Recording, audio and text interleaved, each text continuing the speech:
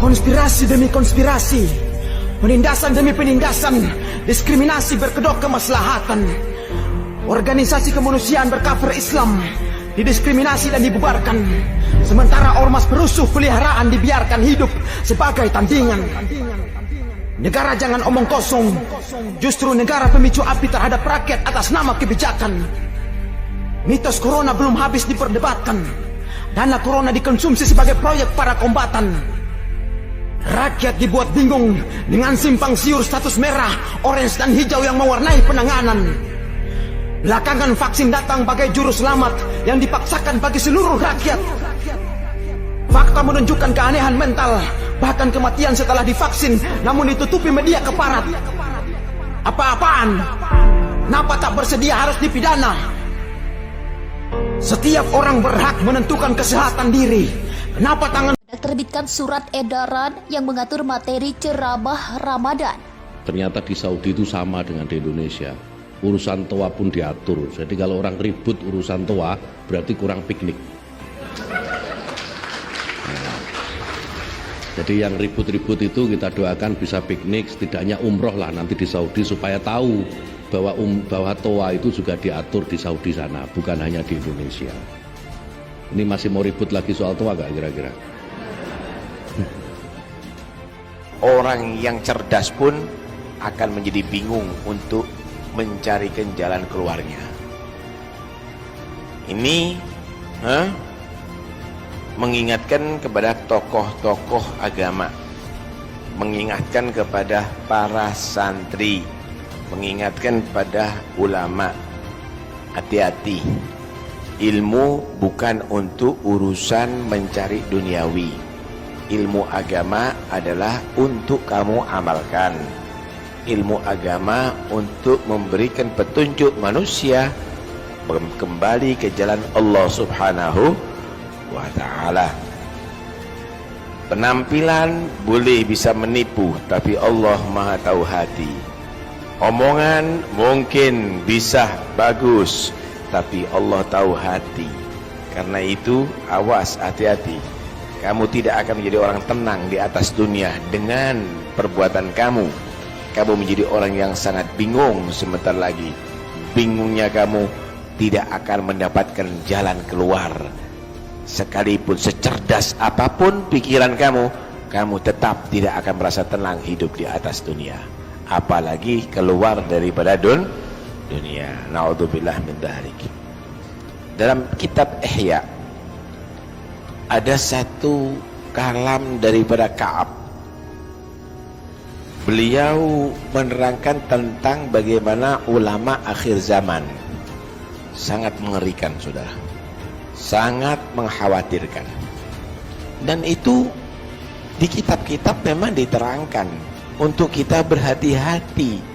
Penampilan orang yang di akhir zaman ini kadang-kadang penuh dengan tipu daya, imitasi, koyok-koyok asli, saudara. Akan itu hati-hati, sehingga Anda betul-betul menjadi orang yang selamat. Dikatakan oleh Ka'ab begini, yakunu fi akhir zaman ulama. Akan terjadi nanti di akhir zaman ada orang yang disebut ulama. Walaupun di sisi Allah bukan ulama itu. Karena ulama di sisi Allah adalah ahlul khasyah, orang yang takut kepada Allah. Innama yakhsyallaha min ibadihil ulama. Di akhir zaman ada yang disebut ulama. Yuzahidunan nasa fid dunya wala yazhadun. Ajarannya di atas dunia mengajak manusia zuhud terhadap dunia, tapi dirinya nggak zuhud. Masya Allah, jangan cinta dunia, tapi dirinya duniawi. Ajarannya dhammud dunia, tercelanya dunia, tapi yang ditumpuk-tumpuk dunia. Wa yukhawifun nas wa la yakhafun. Orang dibuat takut dengan pelanggaran, dengan yang haram, tapi dirinya tidak pernah takut. awas riba, riba itu begini dan begitu, tapi dirinya ternyata meribakan duit dengan hilah, dengan mencari hilah secara fikih. Masya Allah.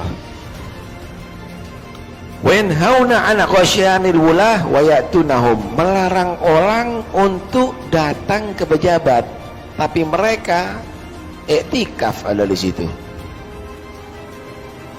Orang diterangkan bahwa bahayanya orang itu dekat dengan pejabat, tapi dia lengket kemana-mana dengan pejabat. Wa yu'thiruna ad-dunya 'alal akhirah, lebih mementingkan urusan dunia daripada akhirat. Saya mau tanya, masjid ini yang penting sholat berjamaahnya atau bangunannya? Sholat berjamaahnya. Makmur masjid walaupun daripada kayu, tapi daripada bangunannya megah tapi masjidnya nggak makmur, apa nilainya, saudara? Begitu juga pondok madrasah, yang paling penting bangunannya atau ilmu yang diajarkan, berkahnya. Wih, luar biasa, muridnya banyak, ribuan, tapi semuanya ahlul fitnah, bukan ahlul hikmah.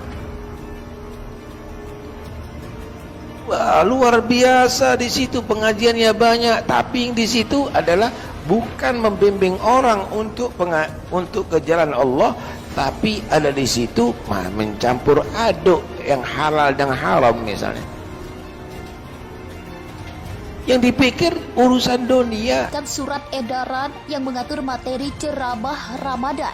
Menteri Agama Medak Yakut Kanil Kobas menerbitkan surat edaran SE Dober 08 tahun 2022 tentang panduan penyelenggaraan ibadah pada bulan Ramadan dan Idul Fitri 1443 Hijriah 2022 Masehi, yang salah satunya isinya mengatur tentang materi ceramah yang diizinkan Kementerian Agama di bulan suci ini.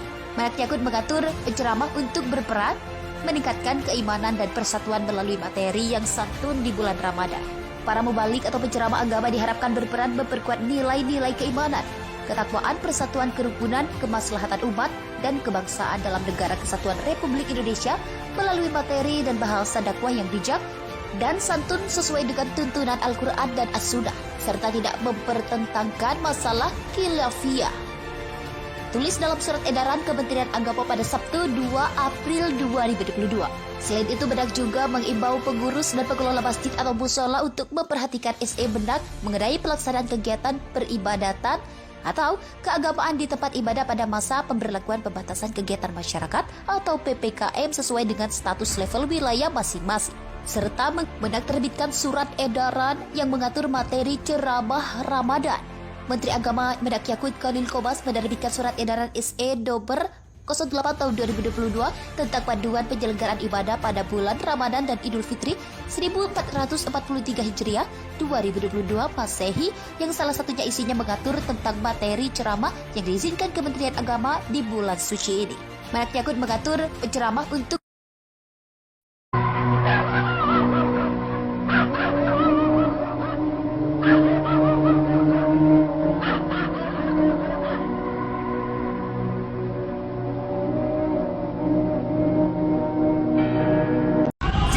apabila wacana penundaan pemilu direalisasikan, apabila nanti pemilu 2024 ditunda ataupun presiden diperpanjang masa jabatannya, ada harga mahal yang harus dibayar oleh pemerintah. Dia akan melihat sebuah gelombang protes yang begitu tidak pernah lihat dia dalam sejarah hidupnya.